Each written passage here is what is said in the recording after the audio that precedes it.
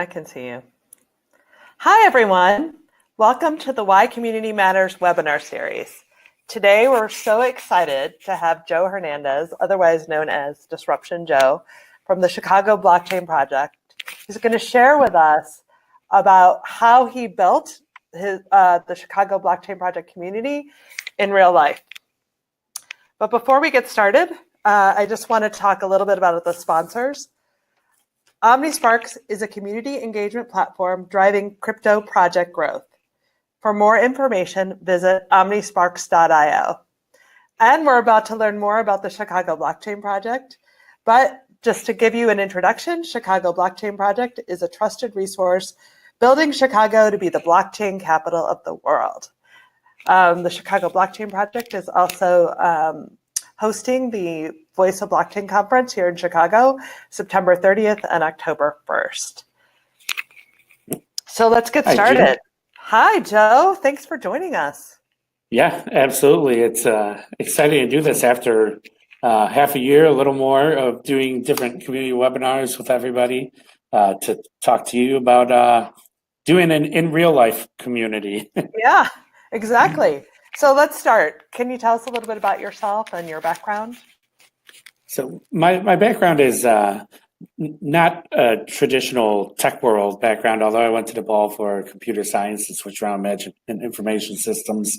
For a while, I was in the automotive industry, moved out to corporate once I finished school, and was doing digital ad sales for a while and hated it, absolutely hated it.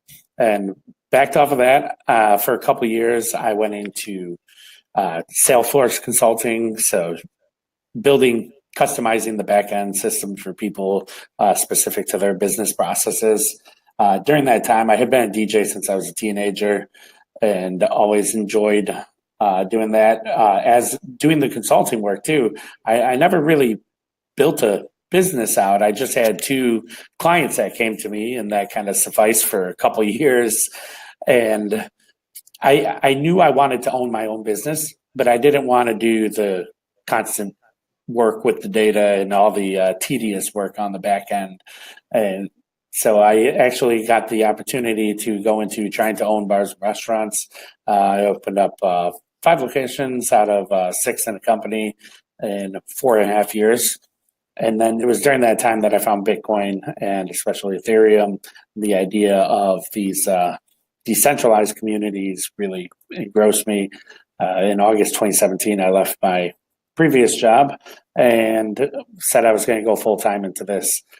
Just kind of self-funded myself a runway of seeing what was going on and trying to find the thing that was going to be the most interesting. And that's where Chicago Blockchain Project developed. It started as a meetup because my girlfriend at the time and my brother were sick of hearing me talk about Bitcoin. And you need to find others like you. Yeah, and then it didn't really become an actual official meetup group until June of that year, which is about 6 months later. And I started using Meetup to coordinate it. And we had this idea of, well, we're trying to split up all this research about all the many things that are happening in the crypto world. And what if we could actually, if only we had a blockchain to capture who contributes and pass out value. So it kind of turned into a startup idea, but over the time, the community just kept growing. So after a few months, we were getting almost 100 people at every intro to Bitcoin and blockchain seminar during the 2017 hype bubble. And we ended up needing to turn it into a business specifically because you have to pay for venues and people expect the pizza all of a sudden, and that gets more expensive. So we started looking for sponsors in that, and all along, really the idea behind Chicago Blockchain Project to me was there are a lot of people just coming to me and asking me because they don't have anywhere else, they don't know who to turn to. And a lot of them were entrepreneurs building things. A lot of them were people who were early in thinking they were going to invest in cryptocurrency. And I just tried to give the best advice that I could to them and turn them or connect them to whoever was best to connect them with. And that's really the start of how we got it going. Awesome. So how did you get the word out? I mean, how did you end up with 100 people at these meetups? Well, the beginning after starting using Meetup and getting people together, I didn't want to actually create Chicago Blockchain Project at first. The idea behind it was I enjoy public speaking, and in my independent consulting gigs, I generally am doing an education format. So I've done speaking for American Medical Association, Grosvenor Asset Management, Katie School of Insurance, other larger groups that are willing to say, we need a generalist expert who can teach us about blockchain in a very easy to understand format for all of our employees, not just the most tech enabled. And a lot of times they want you to source a company as a referral in for whatever their specific competency is as well. To practice doing this, I created different presentations for the meetup group. And that's why I would do them every 2 or 3 weeks, was so I could practice them. And it helped quite a bit. And I got every question possible about, what is this? Are you sure this one is a scam? Are you sure that one's not? And a lot of the trust that was put on me was just simply because I was up there and answering questions. But through that time, I think we grew fast because we did it often and consistently. I made myself available for people. So, one of the things is that if you go to an event in real life, does somebody actually say hi to you at the front? Do they shake your hand and say, hey, you have a friend here and we can, I'm here to help you? Do they state, a lot of the meetups that I go to, it just is a presentation and then they say it's social time, but nobody tells you what to do next when you leave the meetup, that you can join in, that you can reach out, that we have a mission, that we have a goal. And so for us, I think one of the reasons we grew to over 3,000 members in about half the time as some of the other larger groups in the area was just simply because we put the mission and brand promise out there of building Chicago be a blockchain capital of the world, which is broad enough that it's not just a cryptocurrency thing. It's not just a blockchain thing. It is really anybody who's really into Chicago and is really into blockchain or crypto and interested in seeing the whole space move forward. Yeah. It's easy to understand. Yes. So you're living the brand promise from what I'm hearing you say by making sure there's personal touch, kind of one-on-one, hosting a lot of meetups, education. Anything else? I guess your conference, right? The conference. Yeah. So we did our first conference. It actually happened on the day of the hype bubble, when Bitcoin hit 20,000. And so we sold out 300 people at the Hyatt downtown. Then we did another at Venue 610, which is actually the same location we're going to be doing the Voice of Blockchain this year. And we had 400 people show up. And then we tried to go for the big one last summer at Navy Pier. And that was the first Voice of Blockchain. And that's really just trying to build a broad network, more connections. Individually, I believe that you have to get something out of it if you're doing the community, and that's not always just a monetary thing. For some people, what they want is to make sure that there's a place that is. The Bob Meetup group is great for this. They are very strict on the content and their sponsor policy in saying, here we're going to give you content about Bitcoin and open blockchains. That's what we're interested in. That's what we want to make sure there's a group here to talk about. And then there's ones like the Social Good Meetup that was running for a while here in Chicago. It's very specific about the social good side. But then you think about, all right, well, what is the person's motivation running every group that's out there? Conrad that ran the Ethereum meetup for a long time, he was really interested in Ethereum. He was talking about it before the ICO of Ethereum. That's why he ran it with a lot of passion for a long time. He was very interested personally in that. Hannah, that runs the Bob meetup, she's very interested in Bitcoin, and she's a cypherpunk. That's her thing. Mm-hmm. The Social Good meetup and some of the other ones that I've seen kind of come and go. The Social Good one was run by, kind of Microsoft, but through a guy named Soren, who then when he left Microsoft, all of a sudden that meetup's not there anymore.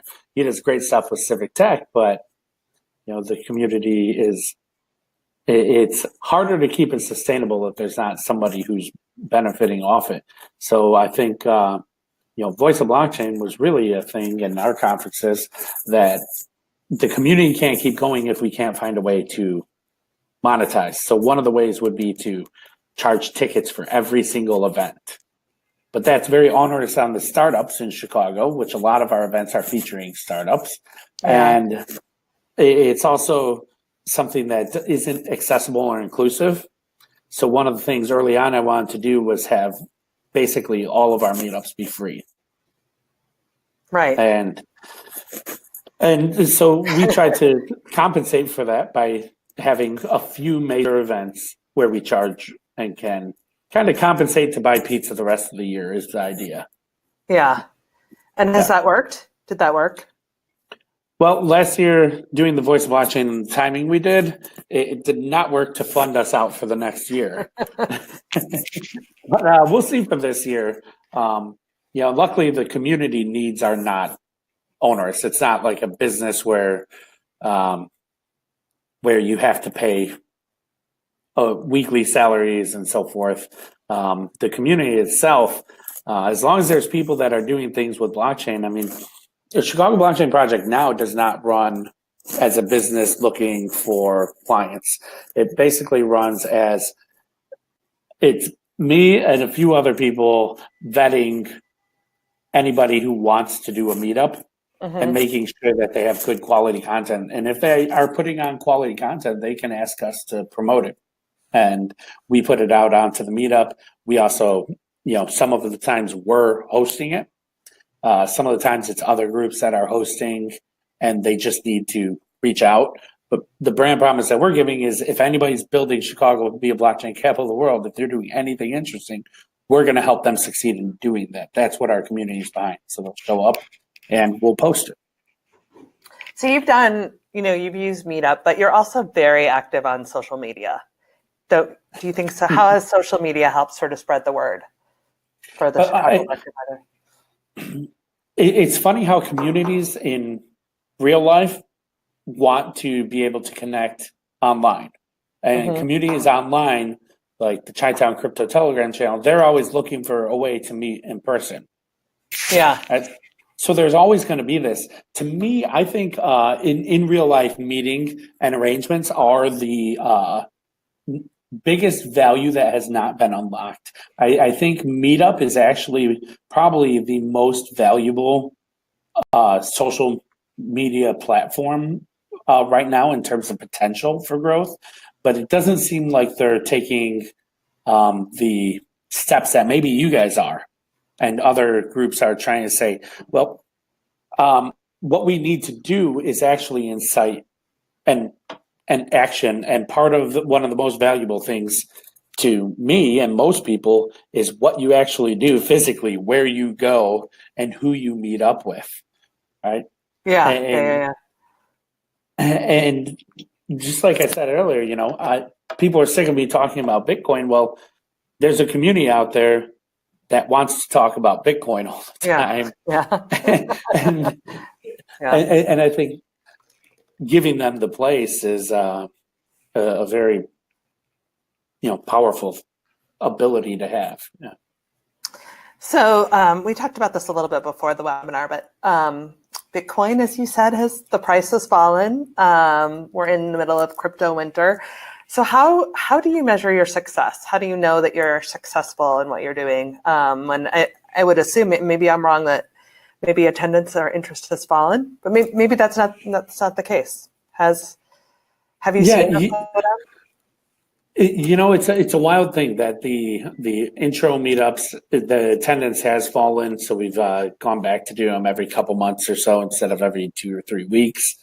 Um, the market retraced by about 90%, and our meetup attendance retraced by about 60 to 70%, which is an interesting thing. And what we found was when we had the drops to 6,000 in the price of Bitcoin and then to 3,000, that's when people really kind of dropped off attending as much.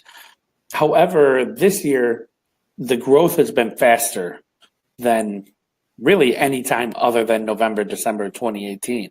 It's been a steady 4 or 5 people a day joining, and the attendance has been pretty solid. Even, I mean, we do like 3 or 4 events a week sometimes. And, Yeah. the average attendance is probably around 20 to 25. Some of them will get like, 10 to 15 people for something very topical. The ones that are more general will get like 30 to 40 people. What we haven't seen is the huge interest in cryptocurrency specifically lately, which we used to have a lot of meetups that were dedicated to that just because that's what the community is asking for. And I kind of see it as, I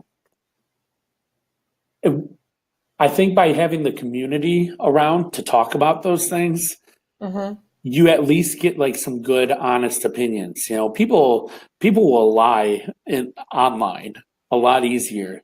Just like people are assholes on social media. Is every one of those Twitter trolls just a jerk in real life?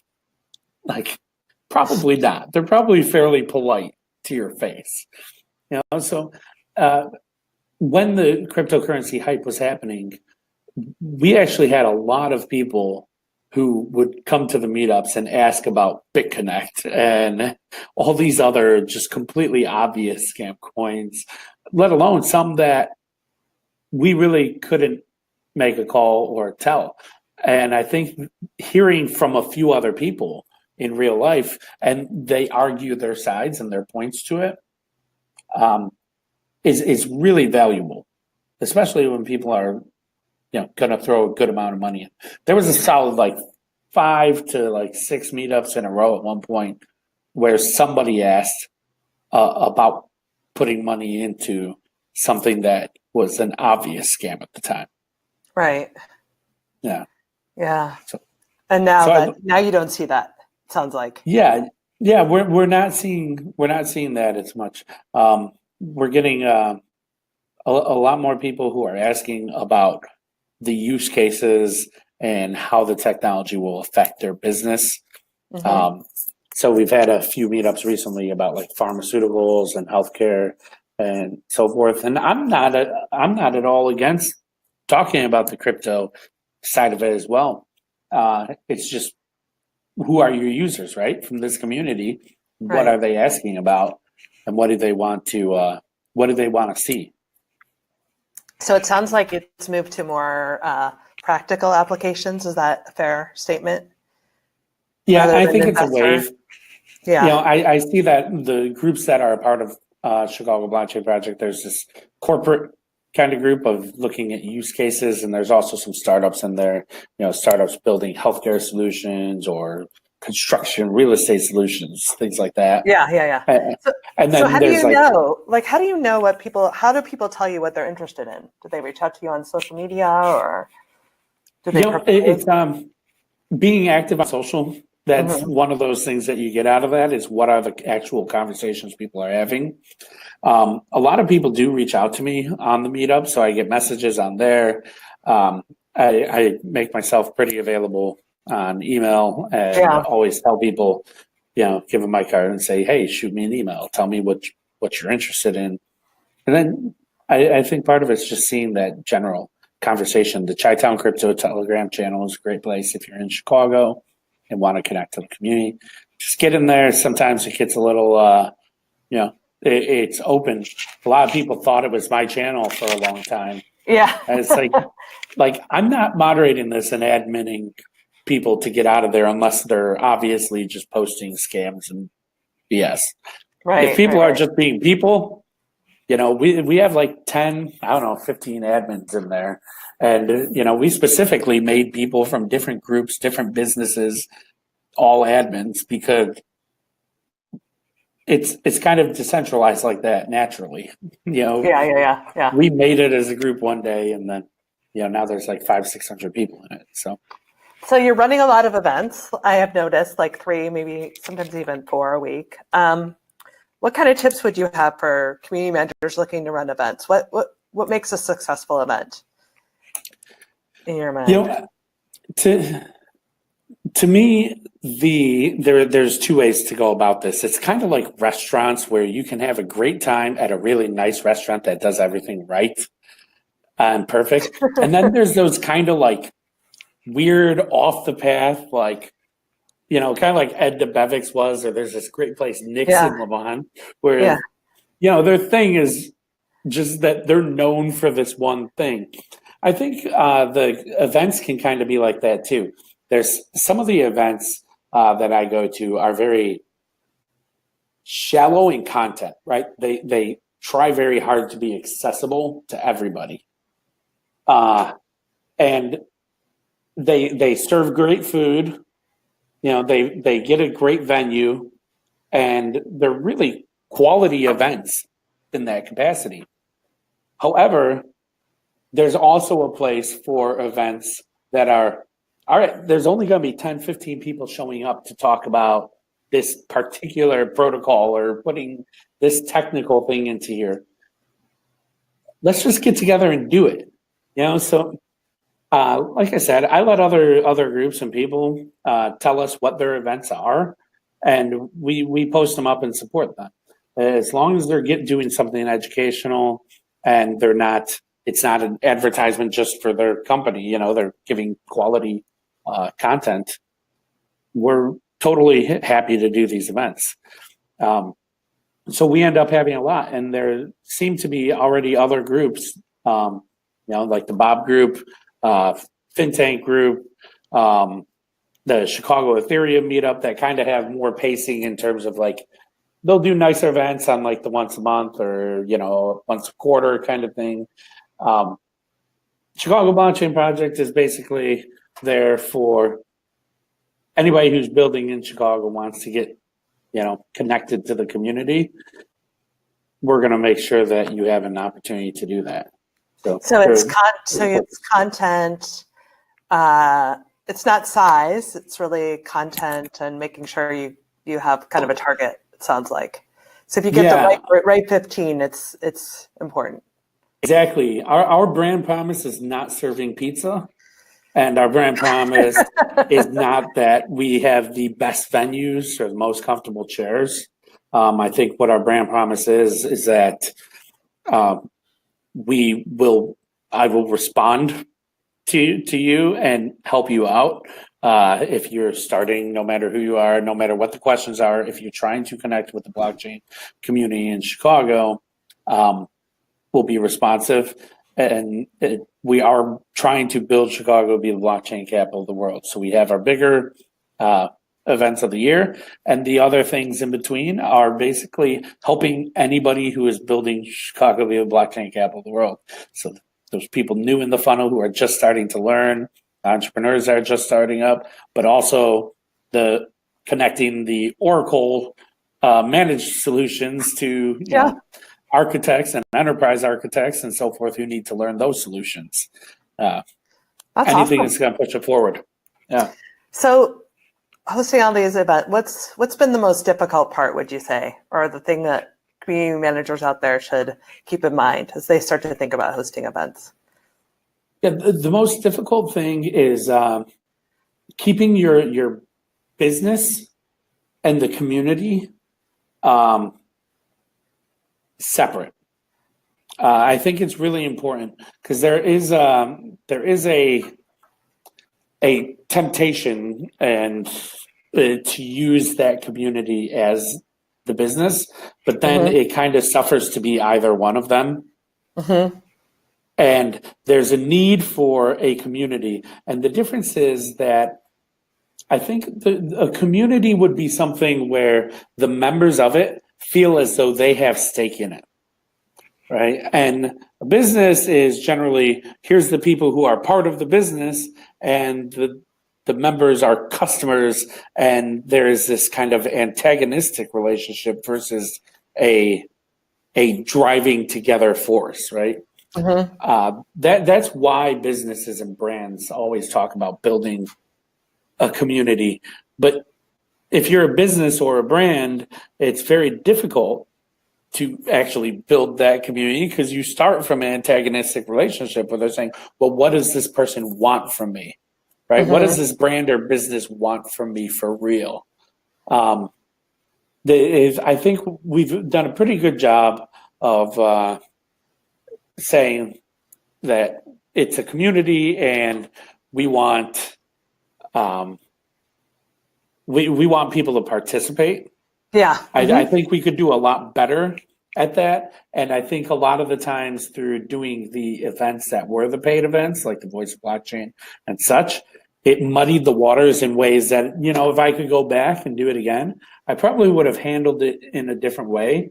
Not because of the outcome, particularly for Voice of Blockchain and how it happened, or even the market timing or anything like that, but specifically because I think Chicago Blockchain Project has a lot of potential as long as it stays a community.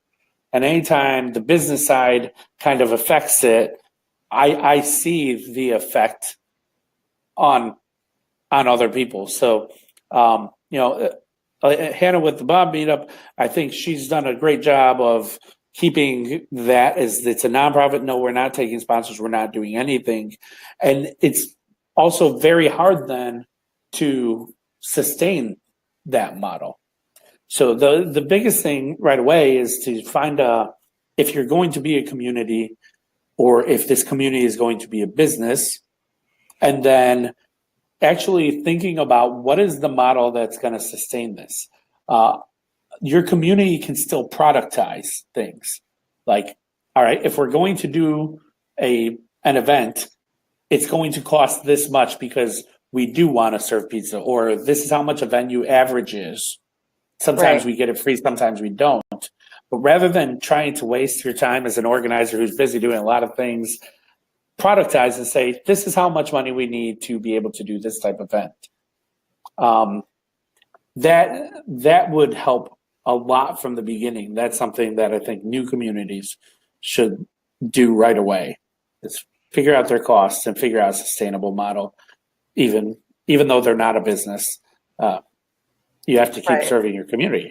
Yeah. Right. So there's certain fixed costs, and you have to be able to at least get some kind of revenue to meet those costs. That's what you're saying, right? You have to you have to pay for a venue. Are there other fixed costs that people should keep in mind as they think about fixed costs of the venues? If you grow, you can do events very cheap. Like you can do events at the bar, you can do events at parks. You can have events. Not in Chicago winter. Not during the winter, no. But we'll definitely have some park outings soon, like just socials, gather and talk about Bitcoin. And it's not like some people, they have this thing where their event has to be this complicated, big production. But it's meetup. One of the coolest things about Bitcoin, the first Bitcoin exchange was basically like an open call exchange in the middle of New York. They gather at a park and just yell out orders for Bitcoin. What's better than just gathering? That's right. That's right. What's better than just gather at the park and talk about it? So what about charging a membership fee? Have you looked at that, or was that ever an option that you considered? I did consider it and have still considered it. It really depends on what the goal of that community is. Yeah. And I think there are different levels. Like people ask for it all the time, but one of the things that I've held back from doing that is because we don't have any products. We don't have a staff that can service charging a membership fee. And Right. we haven't So developed selection anything and yeah. to give Back to them office. other than the meetups. Right. So what I don't particularly like is when I see like groups that are, coming from out of town and they're doing this conference where they talk to a few people around town who are local, get them to participate, and then convince other people, oh, it's a good, legitimate thing. There's a lot of people out there doing that. Like you can look on Eventbrite right now, there's probably like 10 classes teaching different angles of blockchain or crypto that are all like $1,000 plus.